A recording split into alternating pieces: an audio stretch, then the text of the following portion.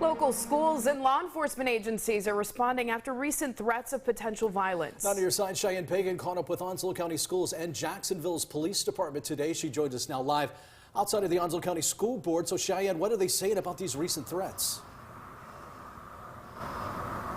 Just this morning, JPD responded to a potential threat at a high school in Jacksonville. It turned out not to be credible, but school officials and local law enforcement agencies don't take these things lightly.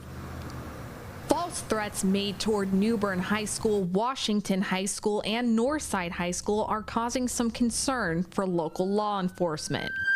Our kids are our most valuable asset in our communities, so that it's taken very seriously. It prompts an emergency response, which is lights and sirens to the school, which can possibly put our citizens in danger, put our officers in danger. They all turned out to be hoax calls, but the school systems say they take every threat they get seriously. We don't take the time to determine is it credible or not.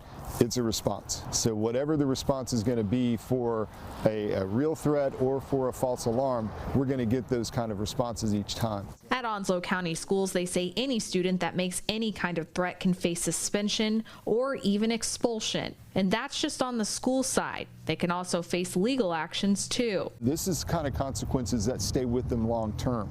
A discipline record in your school system doesn't necessarily follow you for the rest of your life, but a legal charge and a conviction in court, that stays with you forever.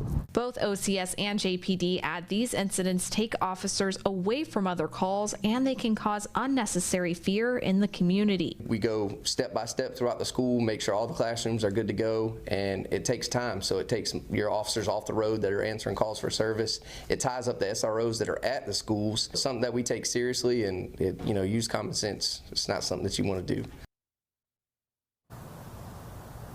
These false threats have happened all across North Carolina today, including in schools near Raleigh and Greensboro. The FBI says they've been made aware of these threats and want to remind the public to stay vigilant. Live in Jacksonville, Cheyenne Pagan 9 on your side.